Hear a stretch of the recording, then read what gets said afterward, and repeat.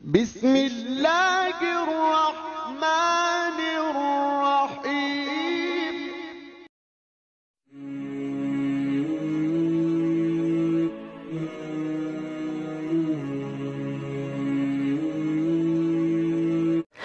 আল্লাহ তাআলা বলেন, বান্দারে তোমার গুনাহ যদি হয় নদীর পানি পরিমাণ, মনে রেখো আমি আল্লাহর রহমত, আমি আল্লাহর ক্ষমা হলো ওই সমুদ্র সৈকতের অথই পানি পরিমাণ। বান্দা তোমার গুনাহ যদি হয় পাহাড় পরিমাণ, মনে রেখো আমি আল্লাহর রহমত, আমি আল্লাহর ক্ষমা হলো আসমান পরিমাণ। وداعيا إلى الله بإذنه وسراجا منيرا فقد قال الله تعالى في كلامه المجيد وفرقانه الحميد أعوذ بالله من الشيطان الرجيم بسم الله الرحمن الرحيم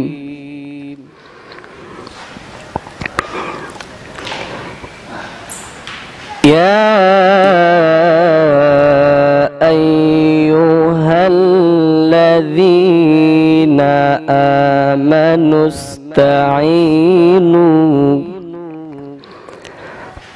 آمنوا استعينوا بالصبر والصلاة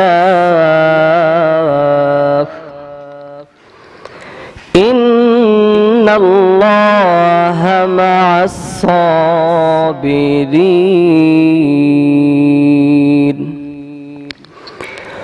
ولا تقولوا لمن يقتل في سبيل الله أموات صدق الله العظيم وقال تعالى في شأن حبيبه ومعشوقه مخبرا وآمرا إن الله وملائكته يصلون على النبي يا أيها الذين آمنوا صلوا عليه وسلموا تسليما اللهم صل على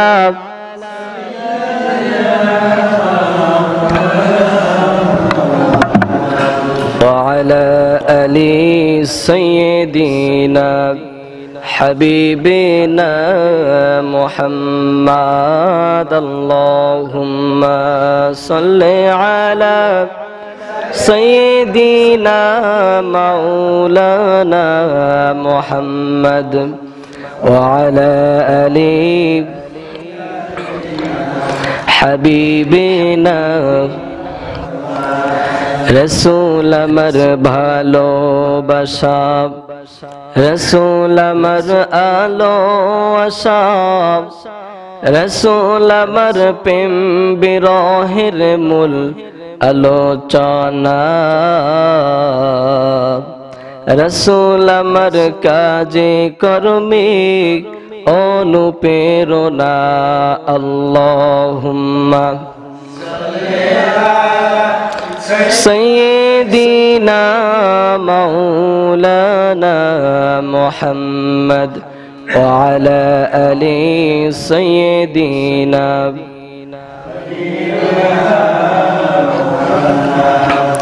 الحمد لله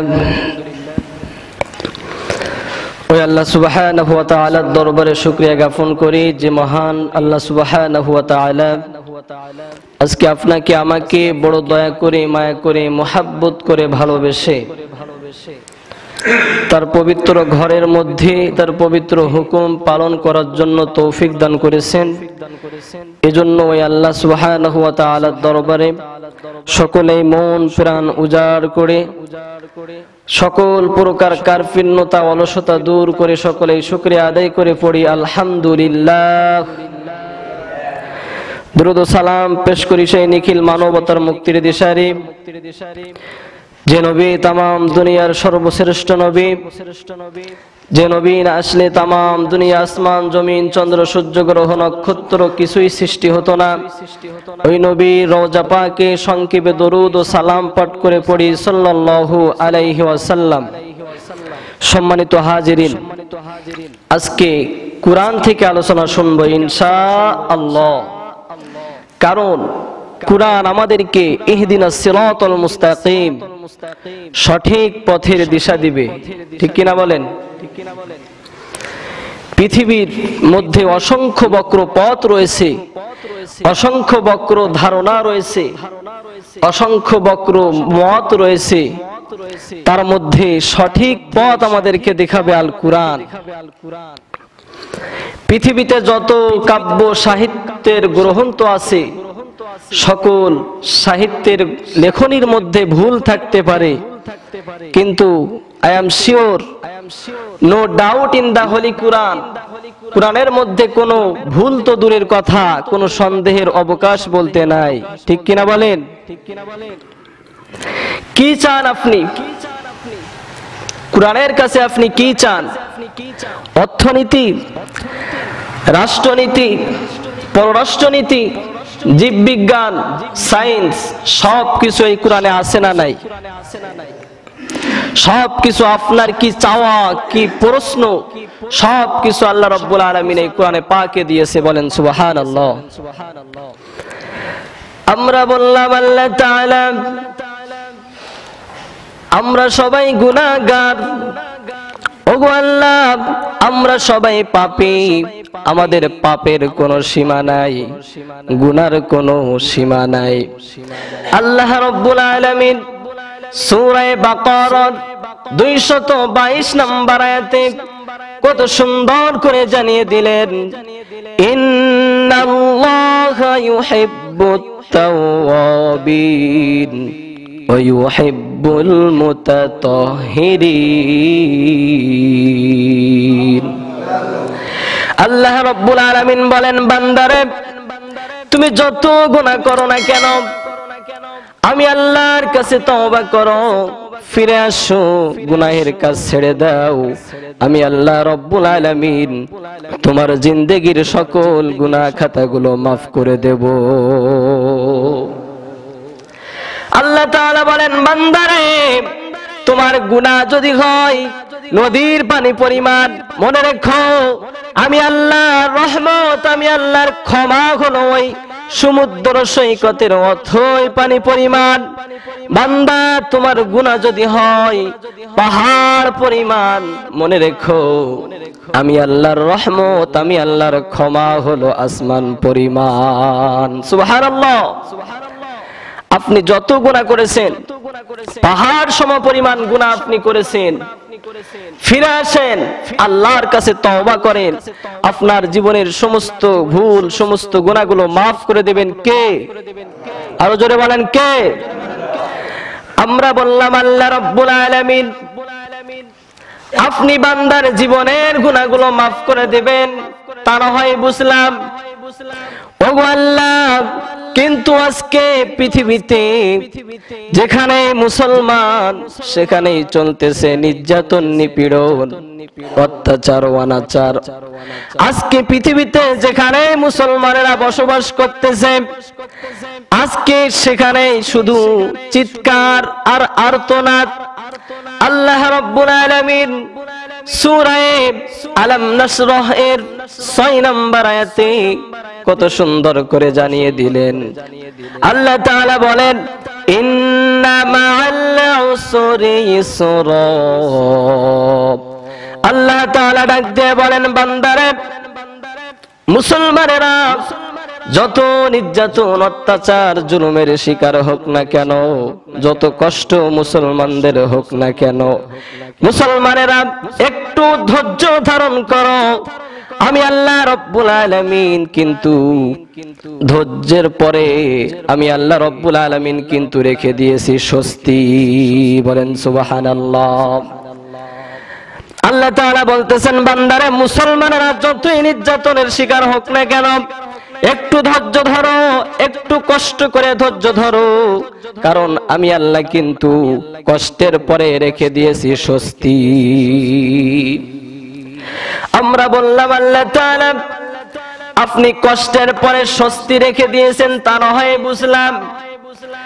ওগো আল্লাহ, কিন্তু আজকে পৃথিবীতে খ্রিস্টানেরা কোন সমস্যায় পড়লে, কোন বিপদে পড়লে ইহুদিরা তাদের পাশে দাঁড়ায়, হিন্দুরা বিপদে পড়লে বৌদ্ধরা তাদের পাশে দাঁড়ায়, ইহুদিরা বিপদে পড়লে খ্রিস্টানেরা তাদের পাশে দাঁড়ায়, বৌদ্ধরা বিপদে পড়লে হিন্দুরা তাদের পাশে দাঁড়ায়।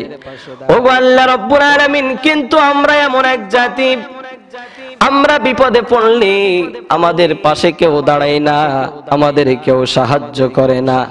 আল্লাহ রাব্বুল আলামিন কুরআনুল কারীমের সূরাতুত তাহা 46 নম্বর আয়াতে কত সুন্দর ভাষায় বলে দিলেন, আলা লা তাখাফা ইন্নানি মাআকুমা আসমাউ ওয়া আরা। আল্লাহ রাব্বুল আলামিন বলেন, ও বান্দারে শুনে রাখো, পৃথিবীর কোন ধর্মের লোক, পৃথিবীর কোন বর্ণের লোক, পৃথিবীর কোন জাতির মানুষেরা যদি মুসলমানদের সাহায্য না করে, কোনো দুঃখ করো না, কারণ আমি আল্লাহ রাব্বুল আলামিন সর্বদা মুসলমানদের পাশে আছি। আল্লাহ রাব্বুল আলামিন বলতেছেন, বান্দারে আমি আল্লাহ তাআলা মুসলমানদের পাশে আছি, এতটুকুই শেষ নয়। আমি আল্লাহ রাব্বুল আলামিন আল্লাহ তাআলা সূরা রুমের 47 নম্বর আয়াতে বলতেছেন, ওয়া কানা হাক্কান আলাইনা নাসরুল মুমিনিন। আর জোরে বলেন আল্লাহু আকবার। আল্লাহ তাআলা ডাক দিয়ে বলেন, ও বান্দারে আমি মুসলমানদের পাশে আছি, শুধু এতটুকুই নয়, সারা পৃথিবীর মধ্যে যেখানেই মুসলমানেরা বিপদে পড়বে আমি আল্লাহর সাহায্য সেখানেই হাজির হয়ে যাবে। আমার বন্ধুগণ, এরপরে আল্লাহ রাব্বুল আলামিন কত সুন্দর করে জানিয়ে দিলেন, মুসলমানেরা তোমাদের পাশে আমি আল্লাহর সাহায্য হাজির হয়ে যাবে, এতটুকুই নয়, আমি আল্লাহ রাব্বুল আলামিন তোমাদেরকে বিজয় দান করব। বলেন আল্লাহু আকবার। আল্লাহ রাব্বুল আলামিন মুসলমানদের বিজয় দান করবে। আজকে সারা পৃথিবী ব্যাপী মুসলমানদের বিজয়ের জোয়ার ভেসে উঠতেছে। কথা বলেন না কেন? আজকে সারা পৃথিবী ব্যাপী, যে আমেরিকাতে, নিউ ইয়র্কে, ফিলিস্তিনে মুসলমানেরা স্বাধীনভাবে ঘোরাফেরা করতে পারত না, যে সমস্ত রাষ্ট্রগুলোতে মুসলমানেরা প্রকাশ্যভাবে আযান দিতে পারত না, আজকে সেই সমস্ত রাষ্ট্রগুলোতে মুসলমানেরা প্রকাশ্যভাবে আযান দিচ্ছে। কথা বলেন। সারা পৃথিবীর কাফের মুশরিকরা তারা বুঝতে পেরেছে যে ইসলামের বিজয় আর বেশি দূরে নয়, ইসলামের বিজয় অতি নিকটে। কথা বলেন ঠিক কিনা? এজন্য সারা পৃথিবীর কাফের মুশরিকরা দলে দলে কালিমা গ্রহণ করে মুসলমান হয়ে যাচ্ছে। বলেন সুবহানাল্লাহ। মুসলমানদের বিজয় দান করবেন কে? স্বয়ং আল্লাহ রাব্বুল আলামিন মুসলমানদের বিজয় দান করবে। সুতরাং পৃথিবীর কয়েকটি কাফের মুশরিক আর ইহুদিদের দালালেরা যত ষড়যন্ত্র করুক, এই পৃথিবীর জমিন থেকে ইসলামকে, মুসলমানদের বিজয়কে তারা নিশ্চিহ্ন করতে পারবে না। কথা বলেন ঠিক কিনা? আমার ভাইরা, আমরা আল্লাহ রাব্বুল আলামিনকে বললাম, ওগো আল্লাহ, মুসলমানেরা বিজয় লাভ করবে অবশ্যই। ওগো আল্লাহ, কিন্তু আজকে মুসলমানদের সমস্যার তো শেষ নাই। মুসলমানদের ব্যক্তিগত সমস্যা, পারিবারিক সমস্যা, সামাজিক সমস্যা, রাষ্ট্রীয় সমস্যা, দেশের সমস্যা, দশের সমস্যা আছে না নাই? কথা বলেন আরো জোরে, আছে না নাই? ওগো আল্লাহ, মুসলমানদের আজকে সমস্যার শেষ নাই। আল্লাহ রাব্বুল আলামিন কোরআনে পাকের সূরা বানী ইসরাঈলের 82 নম্বর আয়াতে কত সুন্দর করে জানিয়ে দিলেন, ওয়ানুনাজ্জিলু মিনাল কুরআনি মা হুয়া শিফাউ ওয়া রাহমাতুল লিল মুমিনিন। আল্লাহ রাব্বুল আলামিন বলেন, ও বান্দারে, তোমাদের যত সমস্যা, পারিবারিক সমস্যা, ব্যক্তিগত সমস্যা, রাষ্ট্রীয় সমস্যা, দেশের সমস্যা, যতগুলো সমস্যা আছে, সকল সমস্যার সমাধান আমি আল্লাহ রব্বুল আলামিন কোরআনে কারিমে দিয়ে দিয়েছি। সুতরাং সকল সমস্যার সমাধানের নাম কি? আরো জয় বলেন, সমস্যার সমাধানের নাম কি? সকল সমস্যার সমাধানের নাম হলো আল কোরআন। কথা বলেন ঠিক কিনা? আমরা বললাম আল্লাহ তাআলা এই সমস্যার সমাধান আমরা বাস্তবায়ন করব কিভাবে? আল্লাহ রাব্বুল আলামিন সে কথাটাও কোরআনের কারিমের মধ্যে নোট করে দিয়েছে। আল্লাহ রাব্বুল আলামিন বলেন, আলা লাহুল খালকু ওয়াল আমরু তাবারাকাল্লাহু রাব্বুল আলামিন। আল্লাহ রাব্বুল আলামিন ডাক দিয়ে বলেন, বান্দারে, তোমাদের ব্যক্তিগত সমস্যা, পারিবারিক সমস্যা, রাষ্ট্রীয় সমস্যা, সকল সমস্যার সমাধান যদি করতে চাও, তাহলে সমস্ত জায়গায় আমি আল্লাহর কোরআনের আইন চালু করে দাও। আল্লাহর কোরআনের আইন চালু করে দিতে হবে। কথা বলেন ঠিক কিনা? আমাদের ব্যক্তিগত সমস্যা, পারিবারিক সমস্যা, রাষ্ট্রীয় সমস্যা, যত সমস্যা আছে, সকল সমস্যার সমাধান করতে হলে কিসের আইন লাগবে? আরো জোরে বলেন, কিসের আইন লাগবে? সমাধান চাও যদি জীবনে মরণে, খুঁজে নাও ফিরে চাও চোখ রাখো কোরআনে, তবে পাবে সুখ শান্তির ঠিকানা, তবে পাবে সুখ শান্তির ঠিকানা, যদি মেনে নাও তুমি মনে প্রাণে সমাধান। কথা বলেন না কেন? সমাধান চাও যদি জীবনে মরণে, খুঁজে নাও ফিরে চাও চোখ রাখো কোরআনে। এ বাণী সকলের নয় শুধু মুমিনের, যারাই চলবে মেনে ফল পাবে কোরআনের। ঘরে বলো কিবা রাষ্ট্রে বলো, ঘরে বলো কিবা রাষ্ট্রে বলো, শান্তি খুঁজে পাবে সবখানে সমাধান। সমাধান চাও যদি জীবনে মরণে, ফিরে চাও খুঁজে নাও চোখ রাখো কোরআনে। ঠিক কিনা? আমরা মুসলমান, আমাদের সংবিধান হবে আল কোরআন। কথা বলেন ঠিক কিনা? উদারত আহ্বান করব, আজকে যারা ক্ষমতায় বসে আছি আমরা সবাই তো মুসলমানই। কথা বলেন, আমরা সবাই মুসলমান। আমাদের কাজ হলো আমাদের সংসদে আল্লাহর কোরআনের আইন বাস্তবায়ন করতে হবে। কথা বলেন ঠিক কিনা? আমাদের সংবিধান হবে আল কোরআন, আমাদের সংসদ ভবনে আইন চালু থাকবে আল কোরআনের। কথা বলেন ঠিক কিনা? কিন্তু আমার ভাইরা, আফসোস লাগে, আজকে আমাদের দেশে স্বাধীন হয়েছে 49 বছর। এই 49 বছরের মধ্যে আমাদের দেশে একটা কোরআনের আইন আজ পর্যন্ত বাস্তবায়ন হয়নি। কথা বলেন ঠিক কিনা? এই সমাজ যদি শান্তি প্রতিষ্ঠিত করতে হয়, কেবলমাত্র কোরআনের আইন প্রতিষ্ঠিত করতে হবে। কথা বলেন ঠিক কিনা? এই কোরআন শুধু মসজিদের কোণে বসে তেলাওয়াত করার জন্য নাজিল হয়নি। আল্লাহর কোরআনকে পর্যন্ত আসতে গিয়ে আল্লাহর নবীকে সাহাবে আবু তালিবের 3.5 বছর জেল খাটতে হয়েছে।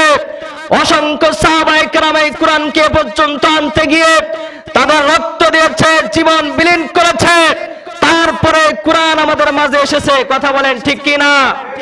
এই কোরআন যদি প্রতিষ্ঠিত করতে হলে, এই কোরআন প্রতিষ্ঠিত করতে গিয়ে যদি আবারও আমাদের রক্ত দিতে হয়, আমাদের যদি জান দিতে হয়, তারপরে আমরা দেব, কিন্তু এই জমিন বাতিল শক্তির হাতে আমরা ছেড়ে দেব না। কথা বলেন ঠিক কি না? সম্মানিত হাজিরিন, গবেষণা করে দেখলাম এদেশ স্বাধীন হয়েছে 49 বছর। কথা বলেন ঠিক কি না? গবেষণা করে দেখলাম 49 বছর এই দেশ স্বাধীন হয়েছে, কিন্তু এ দেশের সংসদে আজও পর্যন্ত কোন হিন্দু যায় নাই। কথা বলেন না কে? এদেশের সংসদে আজও পর্যন্ত কোন খ্রিস্টান যায় নাই। বারবার মুসলমানরা ক্ষমতায় আসে, তারপরেও এদেশের সংসদে আল্লাহর কোরআনের আইন একটাও বাস্তবায়ন হয় নাই। আমার বন্ধুগণ, গবেষণা করে দেখলাম এদেশ 49 বছর স্বাধীন হয়েছে। স্বাধীনতার পর থেকে বাবা কেমন করে দেশ চালিয়েছে কেমন লাগে আমরা দেখেছি। কথা বলেন না কে? স্বামী কেমন করে দেশ চালিয়েছে কেমন লাগে তাও আমরা দেখেছি। কথা বলেন। আমি না দেখলেও আমার দাদা দেখেছে। চাচা 9 বছর দেশ চালিয়েছে কেমন লাগে আমরা দেখেছি। ভাবি দেশ চালিয়েছে কেমন লাগে তাও আমরা দেখেছি। বুবু দেশ চালিয়েছে কেমন লাগে তাও আমরা দেখতেছি কিনা। কথা বলেন। বুবু দেশ চালাচ্ছে কেমন লাগে তাও আমরা দেখতেছি, কিন্তু একটা জিনিস আমাদের দেখার বাকি আছে, সেটা হলো আল্লাহর কোরআনের আইন দিয়ে দেশ চালালে কেমন লাগে সেটা দেখার বাকি আছে। এটা দেখার ইচ্ছা সবার আছে না নাই? আমার বন্ধুরা, আজকে যদি এদেশে কোরআনের আইন বাস্তবায়ন থাকতো, তাহলে এদেশে গরিবের হক হাজার হাজার টন চাউল আজকে নামধারী কিছু কিছু কুলাঙ্গার নেতারা তারা গুম করে দিতে পারতো না। আজকে যদি এদেশে কোরআনের আইন বাস্তবায়ন থাকতো, আজকে আবরার ফাদের মতো নির্দোষ কোন যুবক আজকে রাস্তার মধ্যে মৃত্যুবরণ করতো না। কথা বলেন না কেন? আজকে যদি এদেশে কোরআনের আইন বাস্তবায়ন থাকতো, তাহলে এদেশে পাপিয়ার মতো বেশ্যারা নতুন করে জন্ম নিতে পারতো না। কথা বলেন না কেন? আজকে যদি এদেশে কোরআনের আইন বাস্তবায়ন থাকতো, তাহলে হাজারো চোর হাজারো ডাকাত আজকে এদেশে মুখ খুলে রাস্তার মধ্যে তারা চলতে পারতো না। আমার বন্ধুরা, আল্লাহ রাব্বুল আলামিন যাকে ইচ্ছা তাকেই ক্ষমতা দেন, আবার যাকে ইচ্ছা তার থেকে কিন্তু আল্লাহ রাব্বুল আলামিন ক্ষমতা ছিনিয়ে নিতে পারে। কথা বলেন না কেন? আল্লাহ রাব্বুল আলামিন বলেন, কুলিল্লাহুম্মা মালিকাল মুলকি তু'তিল মুলকা মান তাশা ওয়া তানজি'ুল মুলকা মিম্মান তাশা ওয়া তু'ইজ্জু মান তাশা ওয়া তুযিল্লু মান তাশা বিয়াদিকাল খায়র ইন্নাকা আলা কুল্লি শাইইন কাদির। আরো জোরে বলেন আল্লাহু আকবার। আল্লাহ রাব্বুল আলামিন ডাক দিয়ে বলতেছেন, আমি আল্লাহ রাব্বুল আলামিন যাকে ইচ্ছা তাকেই ক্ষমতা দেই, আবার আমি আল্লাহ রাব্বুল আলামিন যাকে ইচ্ছা তার থেকে ক্ষমতা ছিনিয়ে নিতে পারি। কথা বলেন ঠিক কিনা? আমি আল্লাহ রাব্বুল আলামিন পথের ভিখারিকে রাজা বাদশাহ বানিয়ে দিতে পারি, আবার আমি আল্লাহ রাব্বুল আলামিন ওই রাজা বাদশাকেও পথের ভিখারি বানিয়ে দিতে পারি। আল্লাহু আকবার। আমার ভাইরা লক্ষ্য করতে হবে, কিন্তু আল্লাহ রাব্বুল আলামিন এই আয়াতের মধ্যে বলেন নাই আমি আল্লাহ রাব্বুল আলামিন যাকে ক্ষমতা দেই তাকে সম্মান দান করি, কথা কিন্তু আল্লাহ বলেন নাই। সুতরাং সম্মান আর ক্ষমতার পার্থক্য আছে না নাই? আরো জোরে বলেন আছে না নাই? আল্লাহ রাব্বুল আলামিন ক্ষমতা দিলেও কিন্তু সম্মান থাকে, আল্লাহ রাব্বুল আলামিন ক্ষমতা দিলেও সম্মান থাকে না, ক্ষমতার চেয়ারে বসে থাকার পরেও মুখে জুতার বাড়ি পড়ে, তার বাস্তব প্রমাণ হলো বুশ। কথা বলেন। আবার ক্ষমতার চেয়ারে না থেকেও বছরের পর বছর জেলের মধ্যে বন্দী থাকার পরেও হাজার হাজার মানুষ তাহাজ্জুদের নামাজে চোখের পানি ফেলে দোয়া করে কি করে না? আকাশচুম্বী জনপ্রিয়তা, কোটি কোটি মানুষের জনপ্রিয়তা আছে না নাই? তাহলে সম্মান দেওয়ার মালিক কে? সকল ক্ষমতার একমাত্র মালিক কে? সুতরাং আল্লাহ রাব্বুল আলামিন তোমাকে ক্ষমতা দিয়েছে, আর এই ক্ষমতার তুমি অপব্যবহার করো না, তাহলে আল্লাহ রাব্বুল আলামিন তোমাকে পছন্দ করে যেমন ক্ষমতা দান করেছে, আল্লাহ রাব্বুল আলামিন ঠিক জুতার বাড়ি দিয়ে তোমাকে ওই ক্ষমতার চেয়ার থেকে মিনিটের ভিতরে নামিয়ে দিতে পারে। আল্লাহ রাব্বুল আলামিন তোমাকে ক্ষমতা দিয়েছে বলি এই ক্ষমতার বড়াই করে তুমি অন্যায়ভাবে মানুষদের উপরে নির্যাতন করো না।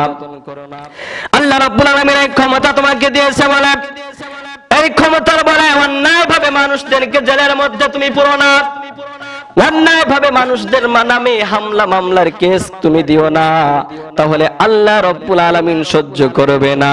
আল্লাহ রাব্বুল আলামিন তোমার এই ক্ষমতা নিমিষের মধ্যে ছিনিয়ে নিতে পারে।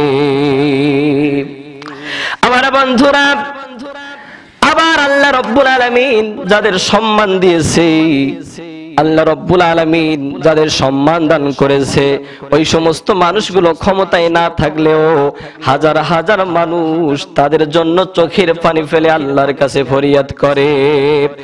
আর তুমি ক্ষমতার চেয়ারে বসে থাকলে কি হয়েছে? হাজার হাজার মানুষ তোমাকে দেখে তোমার পিছন থেকে ঘৃণা করে। কথা বলেন ঠিক কিনা?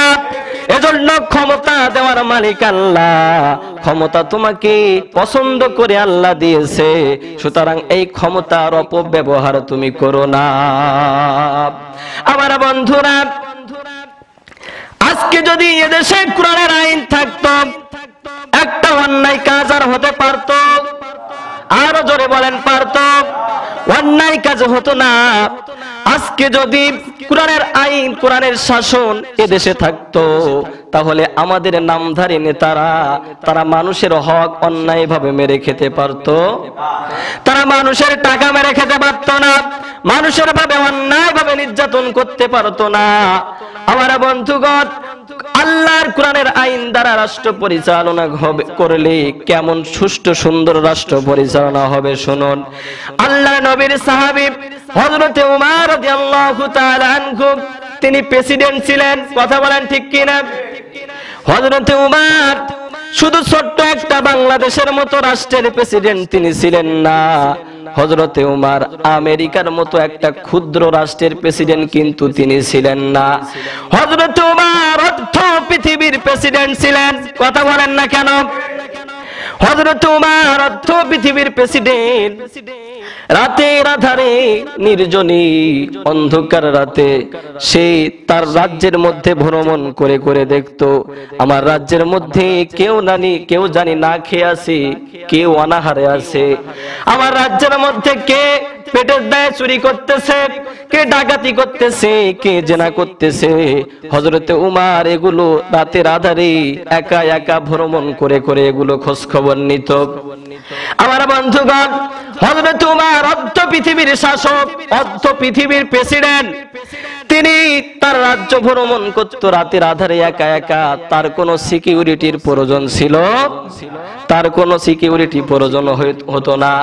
কিন্তু আজকে আমাদের দেশে লক্ষ্য করলে দেখবেন, সামান্য একটা ইউনিয়ন পরিষদের চেয়ারম্যান, একটা উপজেলার এমপি, একটা মন্ত্রী, তারা যদি বাথরুমেও যায় তাদের 2 জন সিকিউরিটির প্রয়োজন হয়।